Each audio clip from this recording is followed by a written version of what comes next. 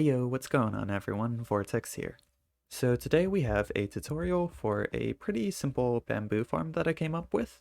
How it works is it uses 4 dispensers on either side to bone meal the bamboo, and then when it grows, the slime blocks push over and it falls right down here.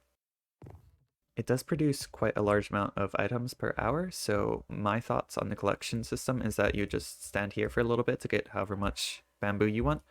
And then that would be it. But you could also use water streams to transport it or stuff like that. But yeah, this is basically what it looks like when it is in action. And as you can see, we are getting quite a large amount of bamboo. So it's a pretty efficient farm. It does go through a lot of bone meal though, so you have to have a pretty good bone meal farm for that. But yeah, I like how this design turned out. I was inspired by Etho's Bamboozler design, or whatever he calls it, but it's very similar. This is just what I happened to come up with. It's going to be in a 7 by 12 by 16 block space. 7 blocks this way, 12 blocks that way, and then 16 blocks for height.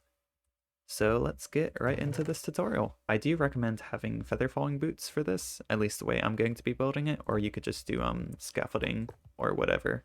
It is completely up to you in that regard. So the first thing I'm doing is building the clock here. It's a redstone clock that is going to be determining the timings for all of this. And that is basically it. You just need to make sure this is on subtract mode and this is on 2 ticks, and then you are set there.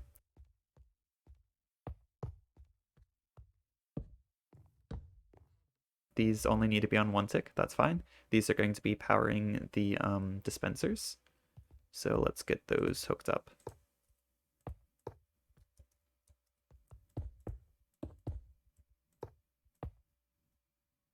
It's important to make sure there's redstone on the top of both of these, otherwise the top dispensers won't get powered. Okay, now that we have that, we're going to want to do the system that powers the piston. So that's going to be a redstone torch, a block on top of it, redstone on top of that, block here, and then piston. And then you are all set there. Just gonna turn this off for now. Oops. There we go.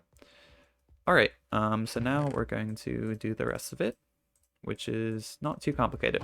One thing is you're going to need to dig a hole here, so I'm just gonna do that like that and put the dirt right there. And this is where the bamboo is going to go. Then we're gonna wanna place our dispensers, 4 on either side. Now you can't normally reach the top one, so you're going to want to put a furnace, jump, and jump, and then place 3 more furnaces. Now that we're here, the first thing I normally do is build up the slime blocks all the way. You're going to want 12 of them, and you're just going to go like that. Now this is where the feather falling comes in.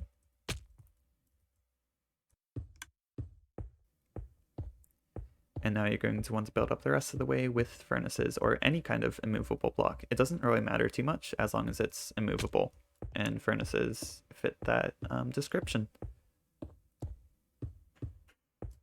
Perfect. Now we're going to want to fall down again.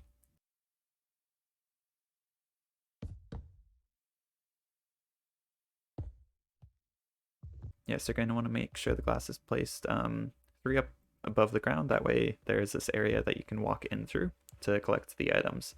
Or if you're going to be doing it through a water stream, you can do it differently. It is up to you in that regard.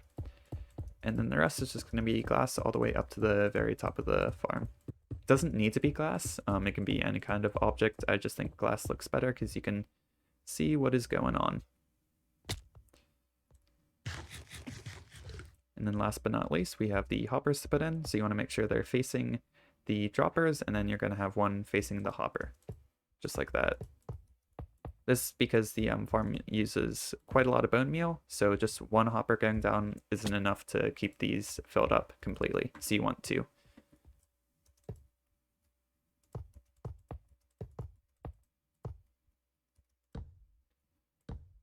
Okay, now the next step would be filling all of these up completely with bone meal. It does take quite a bit, so this is probably more of an end game farm. Or at least a point in the game where you have access to stacks upon stacks. Because for a best case scenario, all of these need to be completely filled up with bone meal. And then there you go. The way you turn on the farm is just make sure this is in subtract mode, which it was not. And then when it's in subtract mode, you can just power the lever, and then all the timing should work out perfectly, and you'll have a functioning farm, as we can see right over here. And there you go. If you want a higher output, you can chain more of these together. I know if you chain like about 8 of them together, you get above 300,000 bamboo per hour. This module by itself produces around, I believe, 38,000, which are pretty good rates. And there you go. That is how you make a bamboo farm powered by bone meal. I hope you all found the tutorial useful. If you did enjoy my content, maybe consider leaving a like or even subscribing. Thank you all for watching. I hope you enjoyed. Bye!